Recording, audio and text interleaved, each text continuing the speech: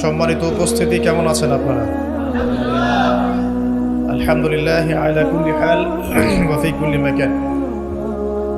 আল্লাহ রাব্বুল আলামিন পবিত্র কুরআনুল কারীমের 85 নম্বর সূরা সূরাতুল বুরুজ এর 1 নম্বর আয়াতে বলছেন, বিসমিল্লাহির রহমানির রহিম, ওয়াস সামাই যাতিল বুরুজ। আল্লাহ সুবহানাহু ওয়া তাআলা বলছেন, আকাশের কসম, এই আকাশের কসম যে আকাশের মধ্যে অনেক বুরুজ আছে। বুরুজ কি? বুরুজ হচ্ছে বিশাল বিশাল সব নক্ষত্র, অর্থাৎ প্রকাণ্ড আকৃতির নক্ষত্র সম্বলিত আকাশের কসম। তার মানে আমরা বুঝতে পারলাম যে এই মহাবিশ্বে অনেক প্রকাণ্ড আকৃতির গ্রহ নক্ষত্র আছে। যারা আমরা একটু সায়েন্স পড়াশোনা করেছি তারা জানি যে আমাদের এই সৌরজগৎটা খুবই ক্ষুদ্র একটা জায়গা জুড়ে আছে। এইরকম সৌরজগৎ আছে শত শত কোটি কোটি, এবং এমন কোটি কোটি সৌরজগৎকে নিয়ে একটা গ্যালাক্সি হয়। আর এমন অনেকগুলো গ্যালাক্সি, এরকম লক্ষ লক্ষ গ্যালাক্সি নিয়ে ছায়াপথ হচ্ছে, যেটাকে আমরা কোরআনের ভাষায় বলছি আসমান। আর এইরকম আসমানের সংখ্যা হচ্ছে একটা দুইটা না, বরং 7টা। তার মানে মহাকাশে 7 আসমান আছে। যে আসমানের কোনো একটা গ্যালাক্সির, কোনো এক সৌরজগতের, কোনো একটা গ্রহের, কোনো একটা দেশে, ওই দেশের কোনো একটা জেলায়, ওই জেলার কোনো এক থানায়, ওই থানার কোনো এক গ্রামে আপনি এখন বসে আছেন আর আমি দাঁড়িয়ে লেকচার দিচ্ছি। তো এই মহাকাশে আমাদের অবস্থান যে কত ক্ষুদ্র এটা বোঝা যাচ্ছে। আল্লাহ রাব্বুল আলামিন এটাই বলছেন, ওয়াস সামাই যাতিল বুরুজ, এই বিশাল বিশাল গ্রহ নক্ষত্র সম্বলিত আসমানের কসম করে বলছে। আল্লাহ পাক তার সৃষ্টির কসম করতে পারেন, কিন্তু আমাদের জন্যে, সৃষ্টির জন্যে আল্লাহ ছাড়া অন্য কারো নামে কসম করা জায়েজ নাই। একটা হাদিসের মধ্যে আছে, মান হালাফা বিগাইরি ইসমিল্লাহি ফাকাদ কাফার, যে ব্যক্তি আল্লাহ ছাড়া অন্য কারো নামে কসম করে সে ব্যক্তি কুফরি করলো। এটা একটা কুফরি। এই যে আমরা বলি মায়ের কসম, বাপের কসম, হ্যাঁ, তারপরে যে আগুনের কসম আছে না, বলি না, মাটির কসম, অনেক কসম আমরা করি। এই কসমগুলো, শপথগুলো করা ঠিক নয়। যদি আপনাকে কসম করতেই হয় তাহলে আল্লাহর নামেই কসম করতে হবে। আর আল্লাহর নামে যদি কসম করেন তাহলে সত্য কসম করতে হবে, মিথ্যা কসম করা যাবে না। যদি আল্লাহ পাকের নামে মিথ্যা কসম করে ফেলেন তাহলে আবার কাফফারা দিতে হবে। কি কাফফারা? সবচেয়ে সর্বনিম্ন কাফফারা হচ্ছে আপনাকে 3টা সওম রাখতে হবে, 3টা রোজা রাখতে হবে। মনে করেন আপনি মিথ্যা কসম করেছেন, মিথ্যা কসম করে আল্লাহর দিকে কসমটা সম্বন্ধ করেছেন, আল্লাহর নামে মিথ্যা কসম করেছেন। তো এর কাফফারা হচ্ছে আপনাকে 3টা সওম রাখতে হবে এবং তওবা করতে হবে। তো আল্লাহ পাক এখানে বুরুজ বিশিষ্ট আসমানের কসম করে বলছেন, ওয়াল ইয়াউমিল মাউউদ, এবং আমি আরো কসম করছি প্রতিশ্রুত দিনের। ইয়াউম মানে দিন, মাউউদ মানে হচ্ছে যেই দিনটার ওয়াদা করা হয়েছে, মানে প্রতিশ্রুত দিন। এটা কোন দিন? কিয়ামতের দিন। শুকরিয়া। ওয়াল ইয়াউমিল মাউউদ মানে হচ্ছে কিয়ামতের দিনের কসম। কিয়ামতের দিনটা কি? একটা বাক্য উত্তর হচ্ছে ইয়াউমা লা তামলিকু নাফসুন লিনাফসিন শাইআ। কিয়ামতের দিন এমন একটা দিন যেই দিন কোনো নফস, মানে কোনো সত্তা অন্য কোনো সত্তার যাররা পরিমাণ উপকার করতে পারবে না। ইয়াউমা লা তামলিকু নাফসুন লিনাফসিন শাইআ ওয়াল আমরু ইয়াউমাইযিল লিল্লাহ, যেদিন সমস্ত কিছুর দায়িত্ব, আমর, কর্তৃত্ব শুধুমাত্র আল্লাহ পাকের হাতে থাকবে। এই হলো কিয়ামতের দিন। এখানে কোনো পলিটিক্যাল সম্পর্ক চলবে না, কোনো বংশের সম্পর্ক চলবে না, রক্ত, বর্ণ, জাতীয়তাবাদ চলবে না। চলবে কি? ঈমান এবং আমল। ঈমান এবং আমল, এর উপরে আল্লাহ পাক যাকে রহম করবেন সেই জান্নাতে যেতে পারবে। মানুষ তার আমলের বদৌলতেও জান্নাতে যাবে না। মানুষ তার আমলের বদৌলতে কখনো জান্নাতে যাবে না যদি না আল্লাহ পাক তাকে রহম করেন। একজন আবেদ ব্যক্তির ঘটনা আছে, এগুলো সহিহ হাদিসের মধ্যেই আছে। 500 বছর আল্লাহ পাকের ইবাদত করেছিল। কত বছর? 500 বছর। তাকে যখন বলা হচ্ছে যে তুমি আল্লাহর রহমতে জান্নাতে যাও, সে বলে বসেছিল যে, বা বলে বসবে কিয়ামতের মাঠে যে আমার আমলের বদৌলতে।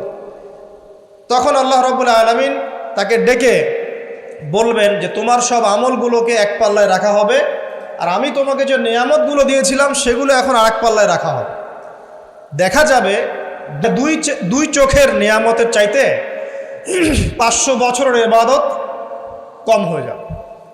তাহলে এই হলো আল্লাহ পাকের রহমতের একটা আমি নমুনা দিলাম যে আল্লাহ পাকের রহমত ছাড়া কেউ জান্নাতে যেতে পারবে না।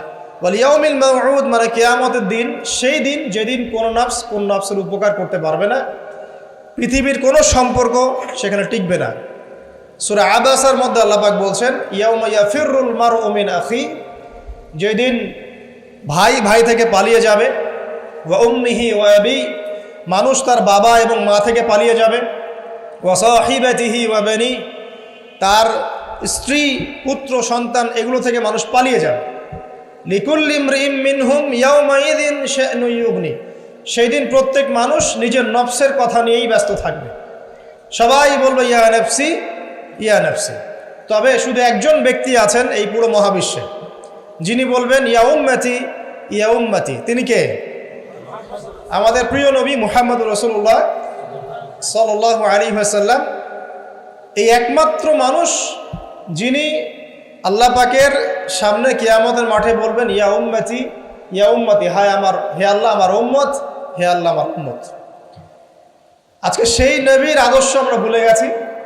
সেই নবীর সুন্নত পালন করতে গেলে লজ্জা লাগে। ইয়াং জেনারেশন দেখবেন BTS এর সুন্নত পালন করে, ওই যে ম্যানচেস্টার ইউনাইটেডের সুন্নত ফলো করছে, হ্যাঁ, ক্রিকেট প্লেয়ার, ওই যে ফুটবল প্লেয়ার, বলিউডের নায়ক, বলিউডের নায়িকা, হলিউডের নায়িকা, এগুলোর সুন্নত ফলো করছে। তো রাসূলুল্লাহ সাল্লাল্লাহু আলাইহি ওয়াসাল্লামের সুন্নাহ মতো দাড়ি রাখতে লজ্জা লাগে, তার মতো কাপড় পরতে লজ্জা লাগে, হ্যাঁ, তার আদর্শটাকে ফলো করতে লজ্জা লাগে। অথচ সেই মানুষটাই কিয়ামতের মাঠে এই উম্মতের পক্ষে কথা বলবেন যে হে আল্লাহ আমার উম্মত, আমার উম্মত। আর এই মানুষটাকেই জীবিত অবস্থায় 15 বার হত্যা করার চেষ্টা করা হয়েছিল। কাকে? নবী মুহাম্মদ সাল্লাল্লাহু আলাইহি ওয়াসাল্লামকে। বিস্তারিত জানতে বিশ্ববিখ্যাত বই আর রাহিকুল মাখতুম এটা পড়ে দেখেন। জীবন রাসূল সাল্লাল্লাহু আলাইহি ওয়াসাল্লামের পবিত্র জীবনের উপরে একটা সেরা বই আর রাহিকুল মাখতুম পড়ে দেখেন। তাকে প্রায় 15 বার হত্যা করার চেষ্টা করা হয়েছে এবং তাকে প্রায় 16টা গালি খেতে হয়েছে সারা জীবনে। কতগুলা? যার চরিত্রের মধ্যে যার্রা পরিমাণ কোনো পঙ্কিলতা নাই, তাকে মানুষ 16টা গালি দিয়েছে। মানুষ বলেছে এই ব্যক্তি জাদুকর, সাহের, নাউজুবিল্লাহ। এই ব্যক্তি কাযযাব, নাউজুবিল্লাহ, মিথ্যাবাদী। মিথ্যাবাদী না, কাযযাব মানে মহামিথ্যাবাদী। কাযযাব মানে কি? মহামিথ্যাবাদী। তারপরে বলা হচ্ছে এই ব্যক্তি সাহের, জাদুকর। এই ব্যক্তি হচ্ছে মজনুন, পাগল। এগুলো মানুষ বলেছে আইয়ামে জাহিলিয়াতের মানুষ। তো এই যে আবু জাহেল, আবু লাহাবরা যে কথাগুলো বলেছিল, আজকের এই সো কল্ড বাক স্বাধীনতার যুগে কিছু মানুষ এই কথা বলে না? বলে না? তো এরা কার উত্তরসূরি বুঝতে পারছেন? নবী সাল্লাল্লাহু আলাইহি ওয়াসাল্লাম বলছেন তোমরা সবাই শুধু বলো কুলু লা ইলাহা ইল্লাল্লাহ তুফলিহুন। হে আমার চাচারা, কুরাইশ বংশের যারা আছেন আপনারা, ইয়া মা'আশারাল কুরাইশ, আপনারা শুধু বলেন কুলু লা ইলাহা ইল্লাল্লাহ, খালি একবার বলেন যে লা ইলাহা ইল্লাল্লাহ তুফলিহুন, আপনারা সফল হয়ে যাবেন, আরব আজম উভয়ের রাজত্ব পাবেন। নবীজি বলছেন। তখন আবু লাহাব হাততালি দিয়ে বলছিল আলিহাযা জামা'তানা, এই জন্যে আমাদেরকে এখানে একত্রিত করেছ? তখনই হাততালি দিয়ে পাথর নিয়ে রাসূল সাল্লাল্লাহু আলাইহি ওয়াসাল্লামের দিকে নিক্ষেপ করেছে। নাউযুবিল্লাহ। তো তখনই আল্লাহ পাক আয়াত নাজিল করলেন। কোন আয়াত? তাব্বাত ইয়াদা আবি লাহাবিন ওয়া তাব, ধ্বংস হোক আবু লাহাবের দুই হাত, যে দুই হাত দিয়ে সে পাথর নিক্ষেপ করেছে, ওয়া তাব্বা, এবং সে নিজেও ধ্বংস হোক। দেখেন, কিয়ামত পর্যন্ত কোরআন থাকবে না, এই সূরাটা থাকবে না। তো কিয়ামত পর্যন্ত মানুষ কোরআন তেলাওয়াতের মধ্য দিয়ে আবু লাহাবকে গালি দিবে না? কিয়ামত পর্যন্ত মানুষ কোরআন তেলাওয়াতের মধ্য দিয়ে আবু লাহাবকে কিন্তু অভিসম্পাত করতে থাকবে যে তুমি ধ্বংস হও, তোমার দুই হাত ধ্বংস হোক। এই হলো নবী সাল্লাল্লাহু আলাইহি ওয়াসাল্লামের শান। তাকে কষ্ট দিচ্ছে মানুষ, বলছে যে মুহাম্মদ সাল্লাল্লাহু আলাইহি ওয়াসাল্লাম এমন ব্যক্তি যার সন্তান জীবিত থাকে না, পুত্র সন্তান জীবিত থাকে না।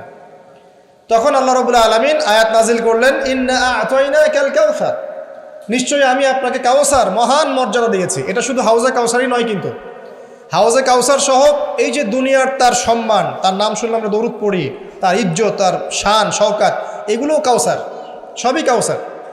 তো নিশ্চয় আমি আপনাকে কাউসার দিয়ে দিয়েছি। ফসল্লি লিরাব্বিকা ওয়ানহার, আপনি মন খারাপ করেন না, আপনি আপনার রবের জন্য সালাত আদায় করেন, তার পথে স্যাক্রিফাইস করেন। কুরবানি মানে শুধু কিন্তু পশু কুরবানি নয়, এখানে তার পথে আত্মত্যাগ করা, যেটা রাসূল সাল্লাল্লাহু আলাইহি ওয়াসাল্লাম সারা জীবন করে গেছে। ইন্না শানিয়াকা হুয়াল আবতার, নিশ্চয়ই আপনার যারা শত্রু এরা সব নির্বংশ হয়ে যাবে। তো ওই যে আবু জাহেলের সুন্নতগুলো কিন্তু এখনও চালু আছে। দেখবেন সুযোগ পেলেই মানুষ রাসূলুল্লাহ সাল্লাল্লাহু আলাইহি ওয়াসাল্লামের পবিত্র চরিত্র নিয়ে কথা বলে। তো যারা অজ্ঞ তাদের ব্যাপারে আমাদের আফসোস অতটা নয় যতটা আমাদের এই মুসলিম যুবকদেরকে নিয়ে আমাদের আফসোস। এই মুসলিম পরিবারে জন্মগ্রহণ করার পরেও আজ পর্যন্ত কেউ রাসূলের জীবনী পড়ে দেখলো না, আজ পর্যন্ত রাসূলের সুন্নাত ফলো করার সুযোগ হলো না, তৌফিক হলো না। 5 ওয়াক্ত নামাজটুকু পড়তে পারছেন না, দাড়িটা ছাড়তে পারছেন না, টাকনুর উপরে কাপড় উঠাতে পারছেন না, হারাম রিজিক ছাড়তে পারছেন না, মাদক ছাড়তে পারছেন না, জেনা পর্ন ছাড়তে পারছেন না।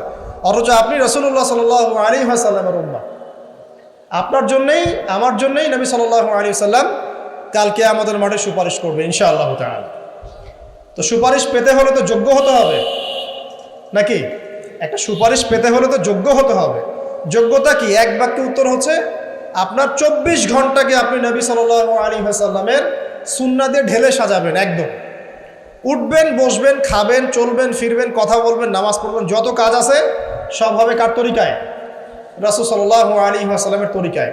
যদি এটা শিখতে না পারেন, ওই যে আল্লাহর রাস্তায় সময় দিচ্ছে ভাইরা, 3 দিন 7 দিন 40 দিন চলে যান, দেখবেন 40 দিনের মধ্যে আপনাকে সুন্নত শিখে বাসায় পাঠিয়ে দিবেন ইনশাআল্লাহ। এমন কোনো জামাত নাই যেটা 100% পরিশুদ্ধ আছে। তো ওই বিতর্কিত বিষয়গুলো ছাড়েন, বিতর্কিত বিষয়গুলো আপাতত ছেড়ে দেন। সুন্নতটা তো শিখাবে আপনাকে তো নামাজটা শিখাবে, জামাতে নামাজের পাবন্দি শিখাবে, হাদিস চর্চা শিখাবে, তালিম করা শিখাবে, দাওয়াত দেওয়া শিখাবে। এইটুক শিখে চলে আসে। কমপক্ষে আপনি আপনার ব্যক্তি জীবনটাতে রাসূলের সুন্নাহটা প্রতিষ্ঠা করেন। সারা দুনিয়ার মানুষ সুদ খায় খাক, অর্থনৈতিক জীবনে গিয়ে আমি সুদ খাবো না। প্রয়োজনে কৃষিকাজ করে খাবো, মাছ চাষ করে খাবো, গরু ছাগল প্রতিপালন করব, তারপরেও সুদ খাবো। আমি ব্যবসা করতে গিয়েছি, ওখানেও নবীর সুন্নত লাগবে, আমি মাপে কম দিতে পারবো না। সারা দুনিয়ার মানুষ দেয়, দেখ, সারা দুনিয়ার মানুষ মজুত করে করুক, আমি করব না। সারা দুনিয়ার ব্যবসায়ীরা কালোবাজারি করে করুক, আমি করব না। একজন মুসলিম যুবকের চরিত্র হবে আমি। চাকরি করতে গিয়েছেন, চাকরি করা অবস্থায় যদি দেখেন যে হ্যাঁ আপনি নীতি নৈতিকতা বজায় রেখে করতে পারছেন, আলহামদুলিল্লাহ। যদি দেখেন এখানে আপনি ইসলামে টিকতে পারছেন না, রিজাইন দিয়ে চলে আসেন, এসে নিজস্ব প্রজেক্ট তৈরি করেন। এমন অনেক মানুষকে আমরা চিনি যারা বড় বড় চাকরি ছেড়ে দিয়ে, হারাম চাকরি ছেড়ে দিয়ে কৃষিকাজ করেছে, করে আল্লাহ পাক তাদেরকে এখন স্বাবলম্বী করেছে। রিজিক কার হাতে ভাই? আল্লাহর হাতে। আর কোরআনে কিন্তু বেশি থেকে বেশি কৃষিভিত্তিক অর্থনীতির কথাই বলা হচ্ছে। দেখবেন, কোরআন পড়ে দেখবেন, বেশি থেকে বেশি কৃষিভিত্তিক অর্থনীতির কথাই বলা হচ্ছে এবং ব্যবসার কথা বলা হচ্ছে। এর মানে এই না আপনি চাকরি করতে পারবেন না, পারবেন। যদি আপনি চাকরি করা অবস্থায় কোরআন সুন্নাহ ফলো করতে পারেন, আলহামদুলিল্লাহ। যদি না পারেন, প্রতিবন্ধকতা থাকে, একেবারেই পারছেন না, দেয়ালে পিঠ থেকে যাচ্ছে, ছেড়ে দেন। পরকালটাকে ইহকালের জন্য নষ্ট করেন না। আল্লাহ পাক বোঝার তৌফিক দান করুন। এবার সমাজ চালাবেন, এখানেও রাসূলের সুন্নাহ প্রয়োজন আছে। মন গড়া সুন্নত দিয়ে সমাজ সংস্কার হবে না, রাসূলের সুন্নত দিয়েই সমাজ সংস্কার হবে ইনশাআল্লাহ তাআলা। দাওয়াতি কাজ করব, সেখানেও রাসূলের সুন্নত লাগবে। মন গড়া স্টাইলে দাওয়াতি কাজ করা যাবে না। যেটা বলবো, যেটা করব, যেটা মানুষের জন্য কল্যাণকর মনে করবো, এটা রাসূলের পক্ষ থেকে দলিল থাকতে হবে। আল্লাহ পাক আমাদেরকে বোঝার তৌফিক দান করুন, আমিন। এবং এখানে শৈথিল্যতা প্রদর্শন করা যাবে না দাওয়াতের ক্ষেত্রে। গোল আলু মার্কা সব তরকারিতেই চলে, এমন চললে হবে না। আবার খুব চরমপন্থী, মানে পান থেকে চুন খসলেই একজনকে খারেজি ফতোয়া দিয়ে একদম ভিতরে ঢুকাই দিচ্ছে, এইসব চলবে না। মধ্যমপন্থী তরিকা লাগবে। ওয়া কাযালিকা জাআলনাকুম উম্মাতান ওয়াসাতা, আল্লাহ পাক বলছেন এভাবেই আমি তোমাদেরকে মধ্যমপন্থী উম্মত করেছি। মধ্যমপন্থী উম্মত, যারা শৈথিল্যতা প্রদর্শন করবে না, আবার চরমপন্থীও হবে। চরমপন্থায় কি কোনো লাভ হয়? চরমপন্থায় কি ইসলামের উল্টা ক্ষতি হচ্ছে? আবার শৈথিল্যতাবাদী ওই আকীদায় চলে গেলে সমস্যা। তখন দেখা যাবে হারাম হালাল সব বুলাই ফেলছেন, আর একটা গোলালু মার্কা কনসেপ্ট নিয়ে কবরে যাওয়া লাগতেছে। আল্লাহ পাক বোঝার তৌফিক দান করুন, আমিন। তো এক কথায় প্রিয় ভাইয়েরা, ওই কিয়ামতের মাঠে রাসূলুল্লাহ সাল্লাল্লাহু আলাইহি ওয়াসাল্লামই একমাত্র সত্তা যিনি পুরো উম্মার জন্য সুপারিশ করবেন ইনশাআল্লাহ।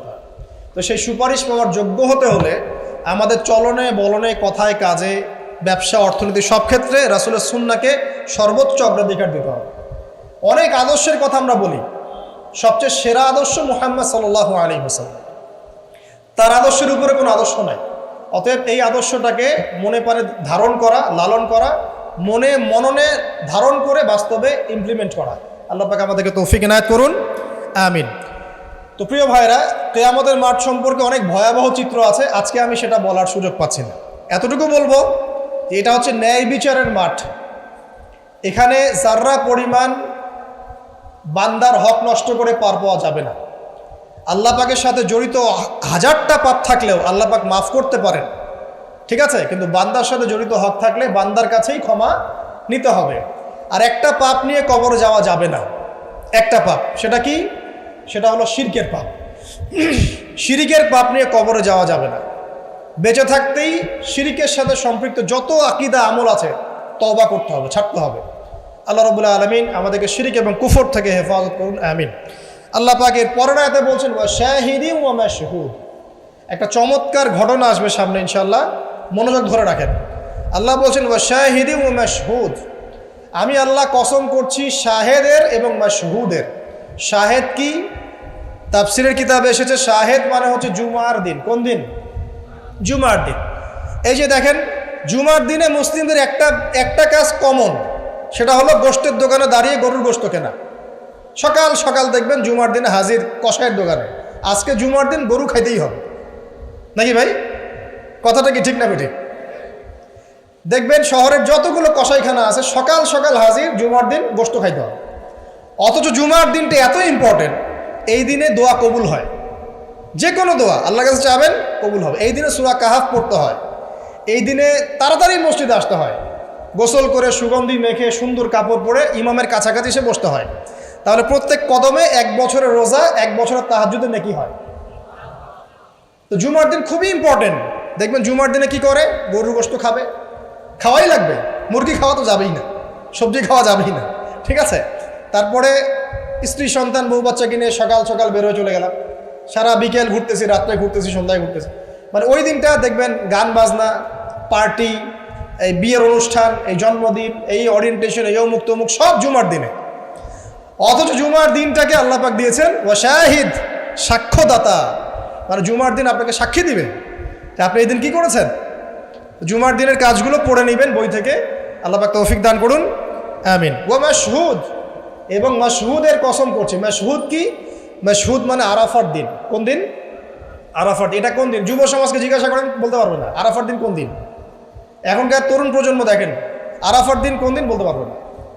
জিজ্ঞাসা করেন পর্যায় সারণীতে ওই যে মৌলের নাম, হাইড্রোজেন থেকে একদম শেষ পর সব বলে দিবে। পারমাণবিক ভর, পারমাণবিক সংখ্যা সব বলে দিবে। ফিজিক্সের প্রশ্নগুলো জিজ্ঞাসা করেন, সব বলে দিবে। ওই যে হায়ার ম্যাথ আছে, হায়ার ম্যাথের প্রশ্ন বলে দিবে। বায়োলজির যে কঠিন কঠিন বৈজ্ঞানিক নামগুলো আছে না, ব্যাঙের বৈজ্ঞানিক নাম, অমুকের তমুকের, মানুষ সব বলে দিবে। বলেন মাশহুদ কাকে বলে? ওয়া শাহিদিন ওয়া মাশহুদ, আয়াতটা শুনেছো কখনো? বলবে শুনি নাই।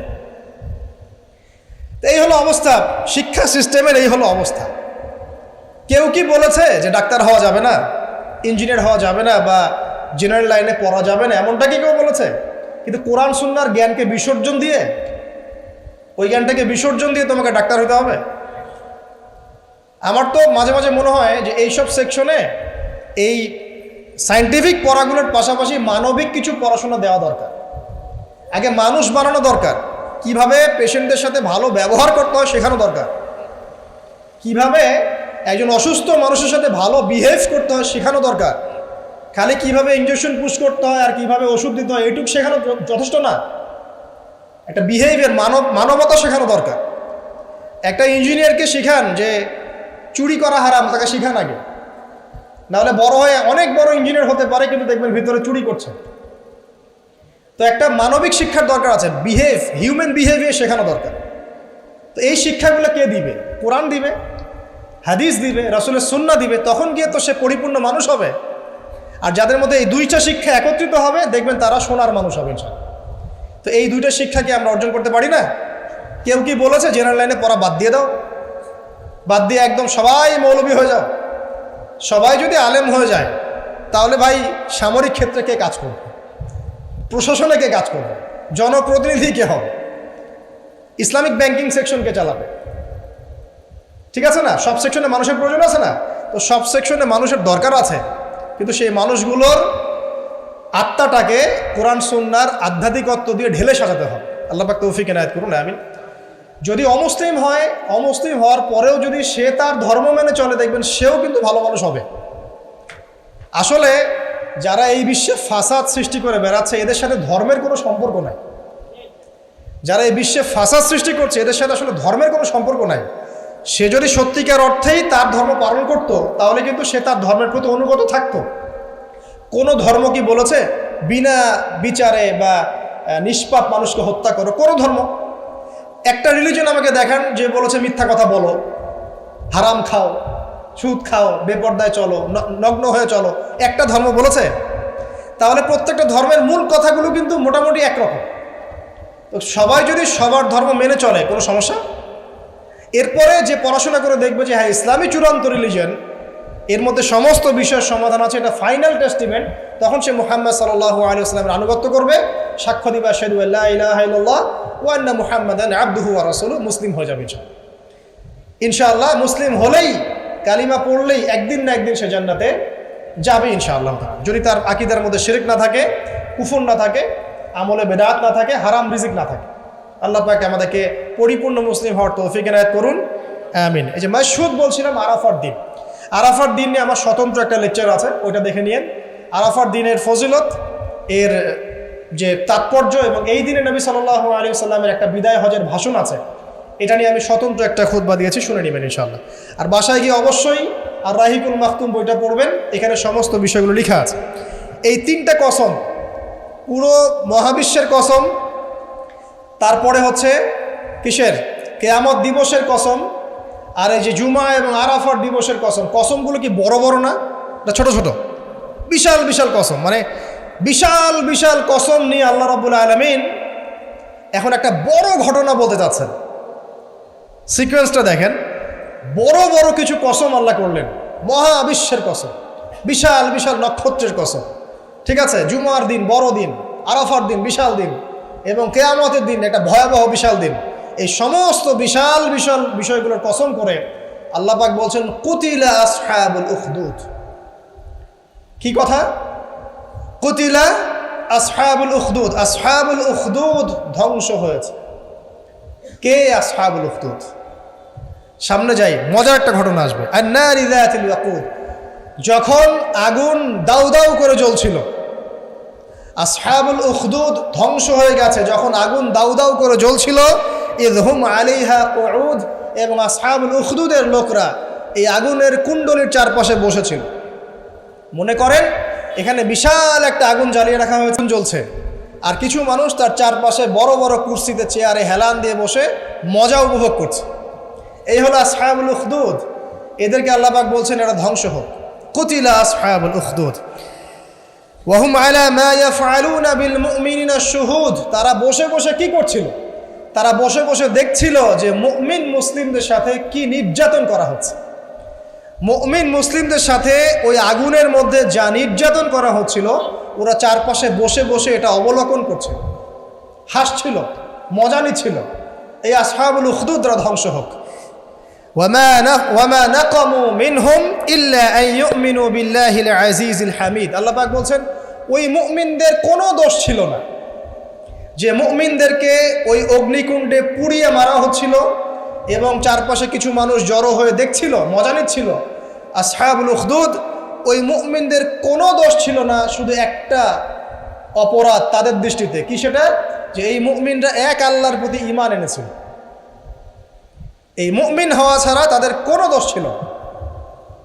কথা বুঝতে পারছেন? এবার চলে আসেন এখানে কিভাবে আসলাম। বহুদিন আগের কথা, কত বছর আমরা জানি না।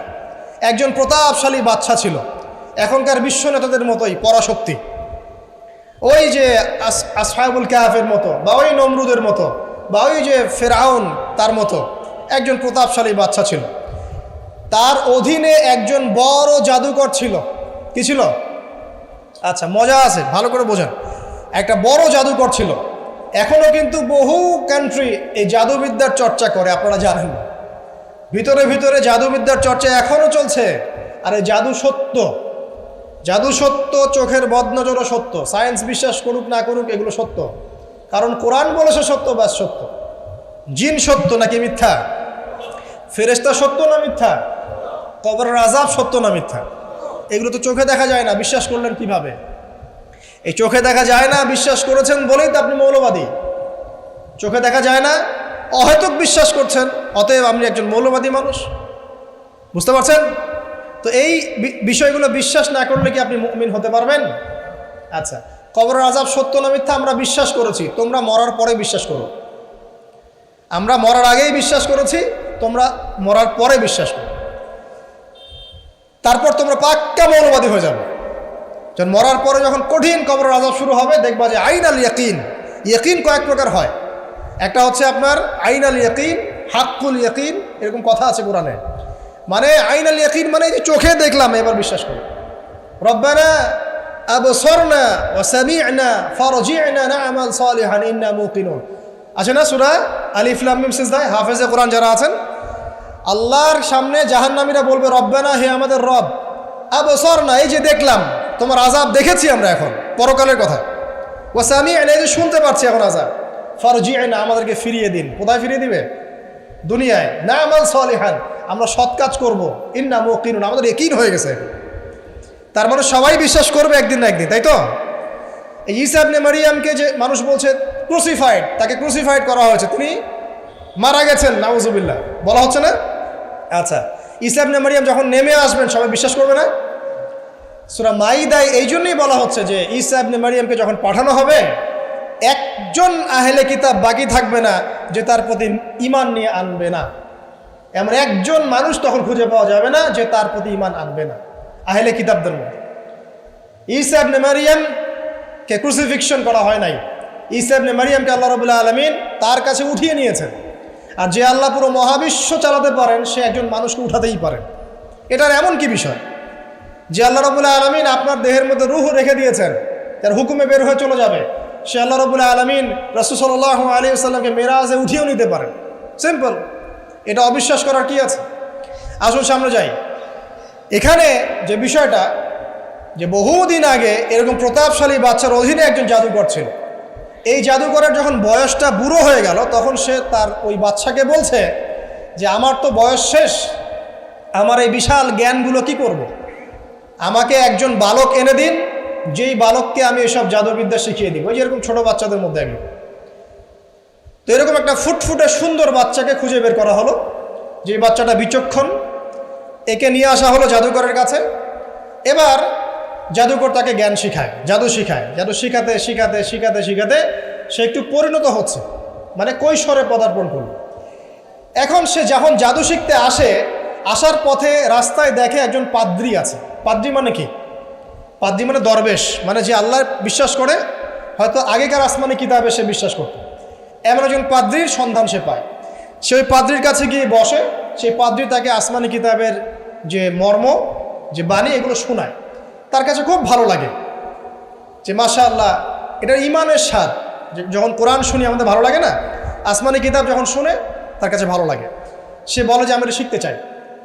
তখন এই পাদ্রী তাকে বলে, তুমি তো জাদু শিখতে যাও এই বাদশার দরবেশের বাদশার জাদুকরের কাছে, যদি ওরা জানতে পারে তাহলে তো সমস্যা। তাহলে উপায় কি? যখন তুমি ওখানে যাবে, যখন দেরি হয়ে যাবে, তখন বলবে বাসার থেকে বের হতে দেরি হয়েছে, বাসার থেকে বের হতে দেরি হয়েছে। আর আমার এখানে বসে যখন বাসায় যাবে, তখন বাসায় গিয়ে বলবে যে ওখান থেকে, ওই যে জাদুকরের কাছ থেকে আসতে দেরি হয়েছে। মানে কৌশল অবলম্বন করতে তিনি শিক্ষা দিলেন। এখানে আমাদেরও নসিহত আছে, সবসময় তো আর মানে একই রকম করে চললে হবে না, কৌশলের প্রয়োজন আছে না? উদউ ইলা সাবিলি রাব্বিকা বিল হিকমা, হিকমার দরকার আছে না? সত্য থেকে সরে গিয়ে নয়, কিন্তু কৌশল তো করার দরকার আছে। নবী সাল্লাল্লাহু আলাইহি ওয়াসাল্লাম যে হিজরত করেছেন, মক্কা থেকে মদিনা চলে গিয়েছেন, সবাইকে জানান দিয়েছিলেন, এই শোনো আমি হিজরত করছি, জানান দিয়েছেন। রাতের বেলা বের হয়েছেন, কৌশল, রাতের বেলা বের হন নাই, এবং তাকে মারার জন্য 4-5 থেকে লোক ঘিরে রেখেছিল। এর মধ্য দিয়ে আল্লাহ রাব্বুল আলামিন তাকে বের করে নিয়ে গেছে। তিনি কি সবার সামনে ফেসবুকে জানান দিয়েছে, এই দেখো আমরা বেরোচ্ছি? তো তোমরা তো কৌশলই বুঝো না দিনের কাজের, যে কাজ হবে 1%, আই ওয়াশ হবে 99%। এখনকার এই যুগ, হ্যাঁ, দিনের কাজ হবে 1%, আই ওয়াশ শোডাউনই বেশি। এই শোডাউন করতে করতে মানুষের চোখ লাগে, যত চোখ লাগে তত সমস্যা সৃষ্টি হয়, এবং আস্তে আস্তে আস্তে আস্তে দিনের দায়রা মাইনাস হতে থাকে। এই বিষয়টার পিছনে তোমরাও দায়ী, কৌশল তো বোঝো না। তো স্মার্ট এবং বিচক্ষণ মুসলিমদের বড় অভাব আছে এখন পৃথিবীতে। যতক্ষণ পর্যন্ত বিচক্ষণতা অর্জিত হচ্ছে না, ততক্ষণ পর্যন্ত ইসলামের বিজয় হচ্ছে না, এটা মাথায় রাখেন। তারপর সামনে যান। এবার এই বাচ্চা খুব সুন্দর করে ব্যালেন্স করলো, একবার এখানে যায়, একবার ওখানে যায়। এই করতে করতে ওই যে জাদুকরের ইন্তেকাল হয়ে গেল, মারা গেল জাদুকর। এবার এই বাচ্চার কাছে মাশাআল্লাহ অনেক এলেম কালাম আছে। এদিকে সে পাদ্রীর জ্ঞানে দীক্ষিত হচ্ছে। দীক্ষিত হতে হতে তার মধ্যে আল্লাহ পাকের প্রতি একটা পরিপূর্ণ ঈমান চলে আসে, সে মুসলিম হয়ে গেল, আলহামদুলিল্লাহ। তো মুসলিম হওয়ার পরে একদিন সে যখন বাচ্চার কাছে যাচ্ছে, রাস্তায় একটা বিশাল জন্তু দেখা গেল। বিশাল জন্তু, কীরকম জন্তু আমরা জানি না, ঠিক ওই যে দাব্বাতুল আরদ সামনে বের হবে। কিয়ামতের 10টা নিদর্শন আছে বড় বড়, তার মধ্যে একটা হচ্ছে দাব্বাতুল আরদ, জমিন থেকে ফুড়ে একটা প্রাণী বের হবে।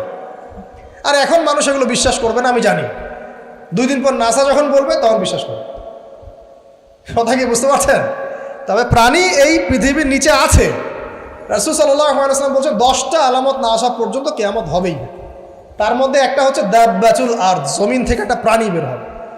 এবং এই প্রাণী শুধু বেরই হবে না, মানুষের সাথে কথাবার্তা বলবে।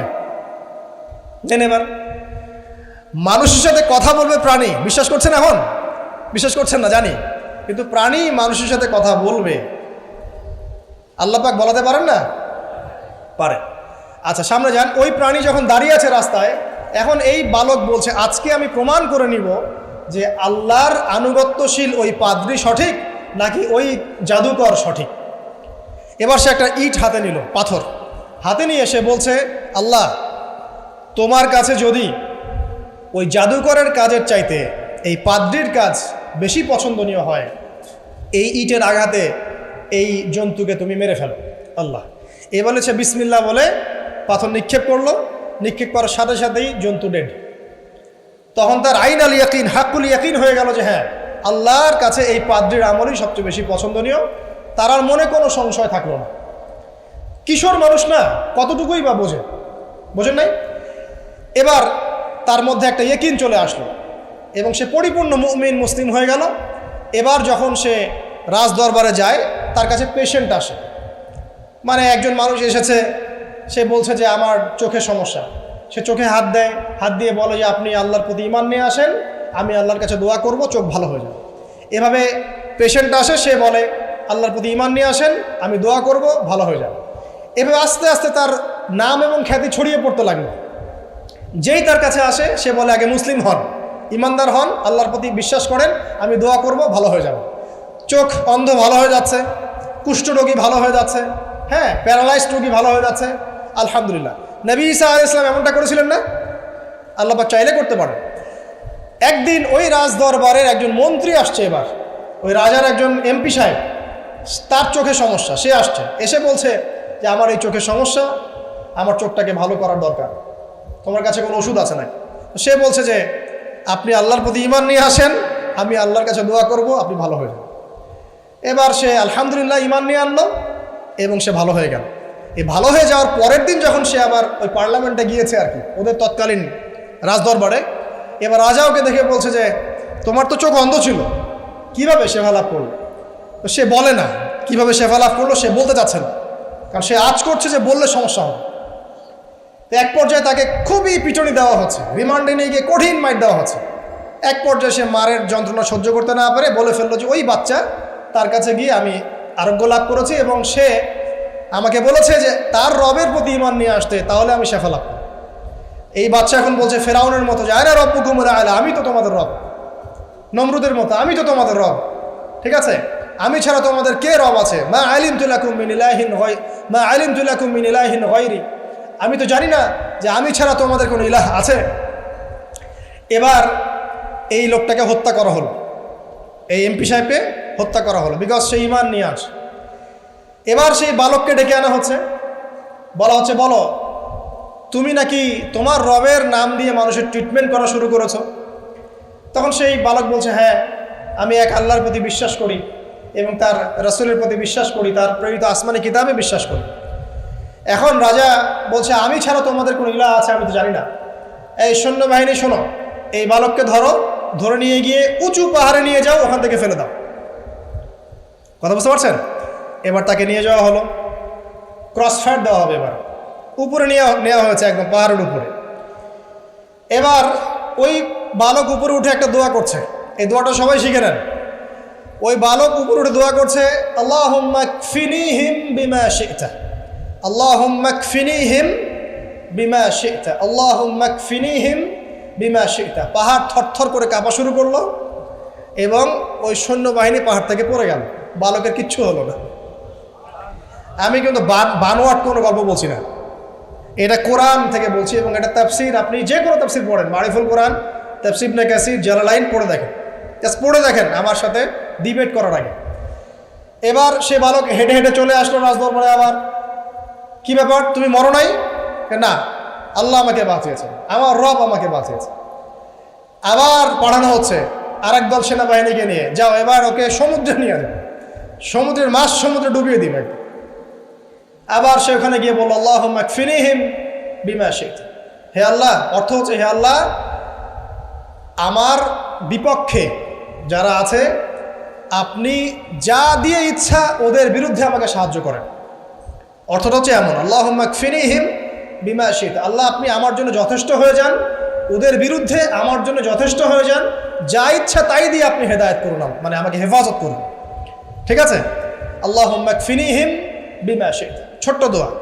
এবার ওই সমুদ্র উত্তাল হওয়া শুরু করলো এবং ওরা জাহাজ থেকে পড়ে গেল। এই বাচ্চা সেফলি আবার চলে আসলো রাজদরবারে। বিশ্বাস করছেন না? চলে আসলো।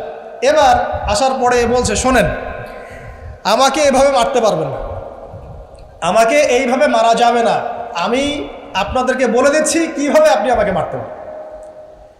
তো বাচ্চা বলছে কিভাবে মারতে পারবো বলো।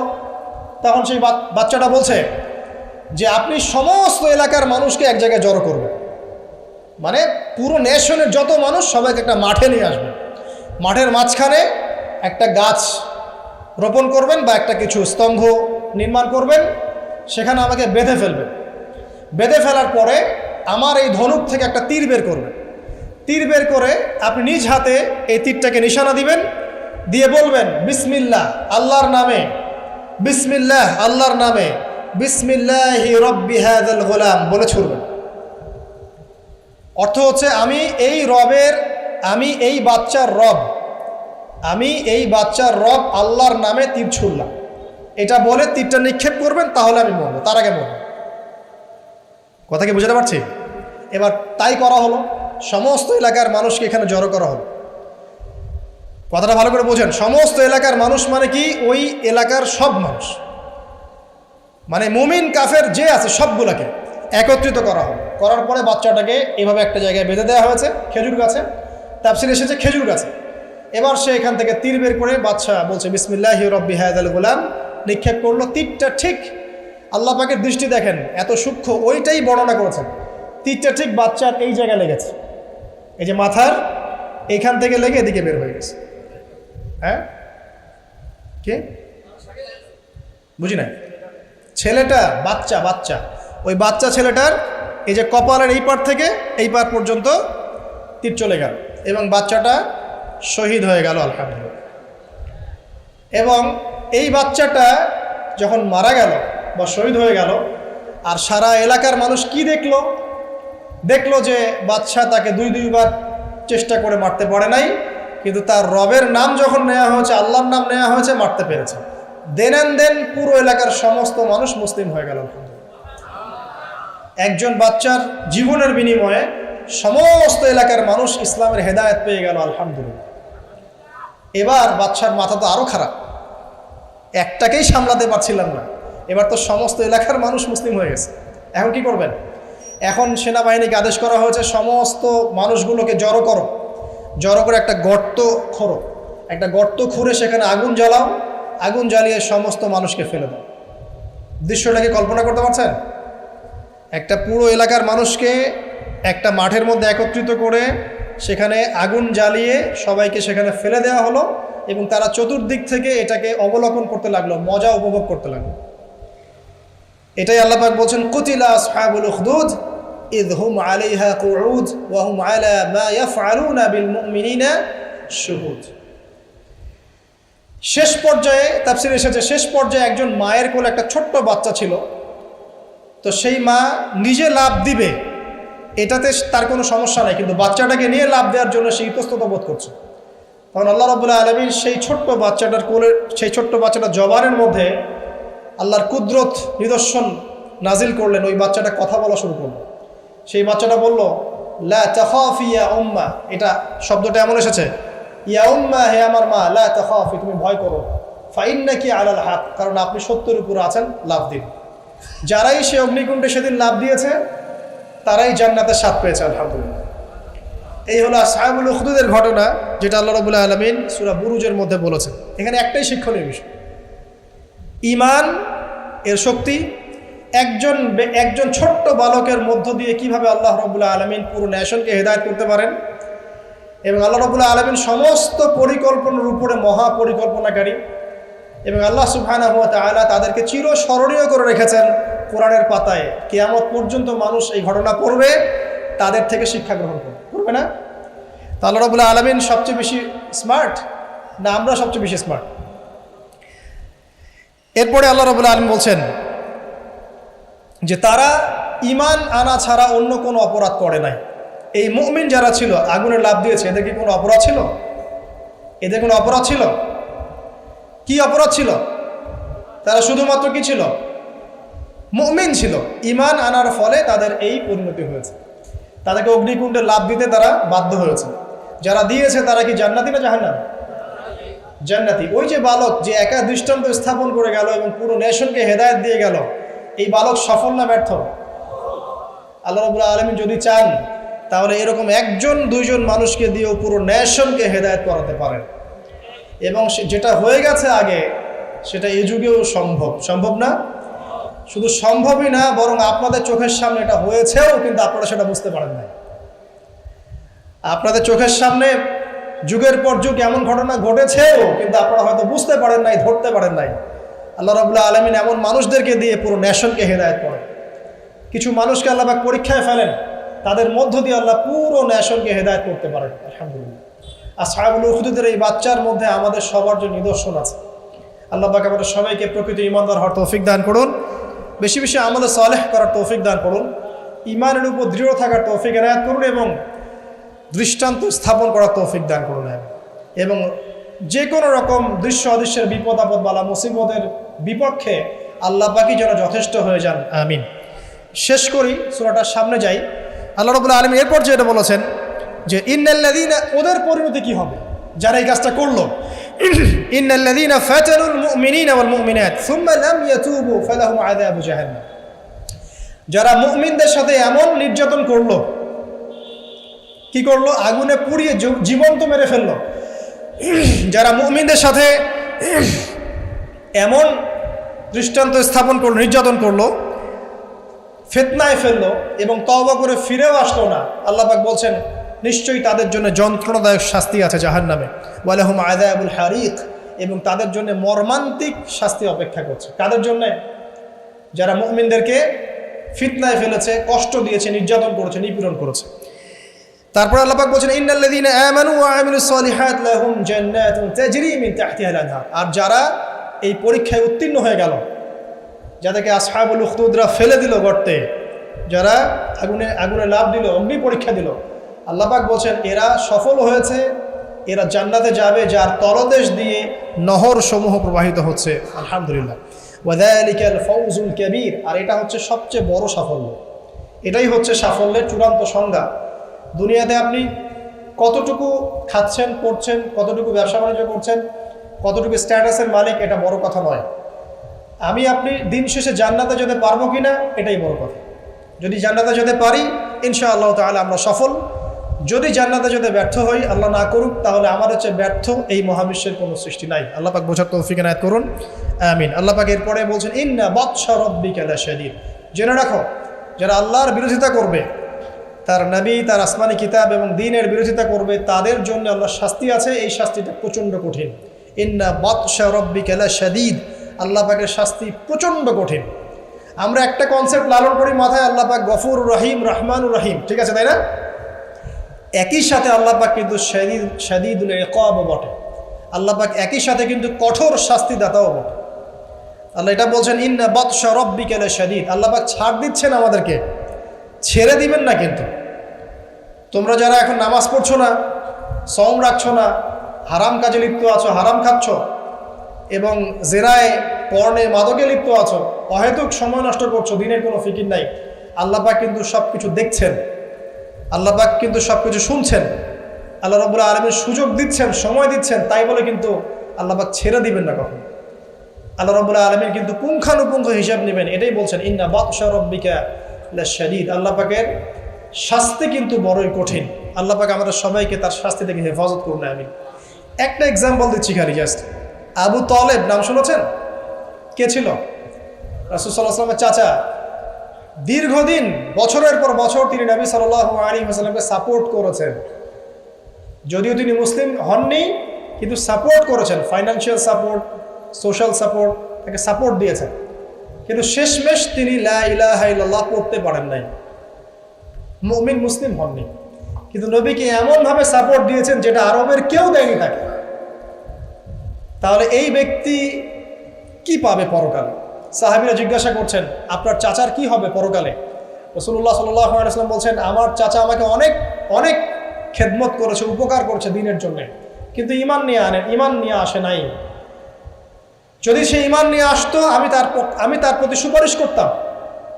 তিনি চাচাকে বলেছিল না, খালি একবার বলেন লা ইলাহা ইল্লাল্লাহ, আমি আপনার জন্য আল্লাহর কাছে সুপারিশ করব। তিনি ঈমান নিয়ে আনেননি। এই কারণে জাহান্নামের সবচেয়ে নিম্নতর শাস্তি তাকে দেওয়া হবে। সেটা কি? তাকে আগুনের এক জোড়া জুতা পরিয়ে দেওয়া হবে।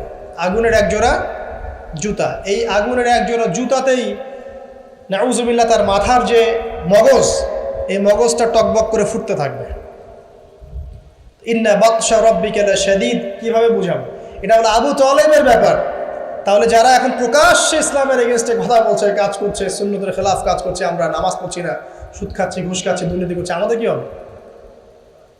জাস্ট নিজের ফিকির করেন, ডান বাম সব ভুলে যান, নিজের কবরের ফিকির করেন। জাস্ট নিজের কবরের ফিকির করেন যে আপনি আমি কবরে গেলে কি করবো, এই ফিকির করেন।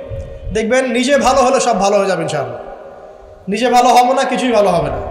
আল্লাহ পাক আমাদের সবাইকে আল্লাহর আযাব থেকে বাঁচান, আমিন। আল্লাহ পাক আযাবের কথা বলছেন, সাথে এটাও বলছেন ইন্নাহু হুয়া ইউবদিউ ওয়া ইউঈদ ওয়া হুয়াল গফুরুল ওয়াদুদ। আল্লাহ পাক কঠিন শাস্তিদাতা বটে, তবে আল্লাহ রাব্বুল আলামিন সব কিছু সৃষ্টি করেছেন, আবার তার দিকেই সব কিছু ফিরে আসবে, এবং তিনি হচ্ছেন পরম প্রেমময় একজন সত্তা। কেউ যদি আল্লাহকে ভয় করে ইনস্ট্যান্ট তওবা করে ফিরে আসে, তার জীবনে যত গুনাহ থাক আল্লাহ পাক মাফ করে দিবেন। আপনি যদি সারা জীবন শিরিক করে থাকেন, যেটা মহাপাপ, জুলমান আযীম, এখনই যদি তওবা করে ফিরে আসেন, আপনার সমস্ত পাপ তো আল্লাহ পাক মাফ করে দিবেনই, আপনার গুনাহগুলোকে নেকি দিয়ে পরিবর্তন করে দিবেন। তো আল্লাহ পাক প্রেমময়, ওয়াদুদ একজন সত্তা। তো আমরা আল্লাহ পাকের দয়া যদি চাই, আল্লাহ পাকের প্রেম ভালোবাসা চাই, আর আল্লাহর মারিফত লাগবে না, আল্লাহকে চিনতে হবে না, আল্লাহর আনুগত্য লাগবে না, তার রাসূলের আনুগত্য লাগবে না, কোরআন সুন্নাহ ফলো করতে হবে না। এগুলো করার পর ইনশাআল্লাহ আমরা আল্লাহ পাকের রহমত পাবো, ইনশাআল্লাহ আমরা আশাবাদী। আল্লাহ পাক আমাদেরকে তার রহমত দিয়ে ঘিরে রাখুন, আমিন। ওয়া হুয়াল গফুরুল ওয়াদুদ যুল আরশিল মাজিদ। আল্লাহ পাক বলছেন তিনি মহান আরশের অধিপতি। আরশ সম্পর্কে একদিন বলেছি আমি যে এই কুরসিটাই মহাবিশ্বকে ঘিরে রাখছে, আর এই কুরসিটা আরশের তুলনায় এমন যে একটা মরুভূমিতে একটা ঢাল ফেলে দেন, একটা মরুভূমির মধ্যে একটা থালাকে ফেলে দেন, অনুপাতটা যেমন হবে, আরশ আর কুরসির অনুপাতটা এমন। আরশটা এত বিশাল যেটা 8 জন ফেরেশতা ধরে রেখেছে, তার উপরে আল্লাহ রাব্বুল আলামিন আরশে আযীমে সমুন্নত। তো সে আল্লাহকে চিনতে শিখুন, আল্লাহর আনুগত্য করতে শিখুন। আল্লাহ পাক তৌফিক দান করুন। ফাআলুন লিমা ইউরিদ, আল্লাহ পাক যা ইচ্ছা তাই করতে পারেন। হাল আতাকা হাদিসুল জুনুদ, হে নবী মুহাম্মদ সাল্লাল্লাহু আলাইহি ওয়াসাল্লাম, তোমার কাছে কি এই সেনাবাহিনীর খবর পৌঁছেছে? এটাকে ফেরাউন এবং সামুদের বিশাল পরাক্রমশালী এই ফোর্সের কথা তোমার কাছে কি পৌঁছেছে? এই আসহাবুল উখদুদের সেনাবাহিনীর কথাই বলেন, আর ওই যে ফেরাউন বা নমরুদ বা সামুদ আদ জাতির কথাই বলেন, এরা সবাই কিন্তু আল্লাহর গজবে ধ্বংস হয়ে গিয়েছে।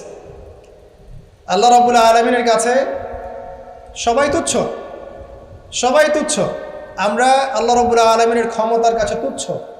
তাই এই নশ্বর দুনিয়ায় আল্লাহর অবাধ্যতা করে উদ্ধত অহংকারী হওয়ার কোনো মানে হয় না। আল্লাহ পাক আমাদের সবাইকে বিনয়ী বানিয়ে দিন, আল্লাহর প্রতি আনুগত্যশীল বানিয়ে দিন। বালিল্লাযীনা কাফারু ফি তাকযীব, বরং যারা কুফরি করছে এরা তো মিথ্যা প্রতিপন্ন করছে। ওয়াল্লাহু মিন ওয়ারাইহিম মুহীত, আল্লাহ রাব্বুল আলামিন কুফফারদেরকে চতুর্দিক থেকে ঘিরে রেখেছেন। বাল হুয়া কুরআনুন মাজিদ, আর এই যে কথাগুলো বলা হলো এগুলো কোনো অলীক গল্প নয়, বরং এটা হচ্ছে কুরআনুন মাজিদ ফি লাওহিন মাহফুজ, যেটা লাওহে মাহফুজ থেকে নাজিল হয়েছে। আল্লাহ রাব্বুল আলামিন আমাদের সবাইকে এই সূরাটা থেকে শিক্ষা নেওয়ার তৌফিক দান করুন।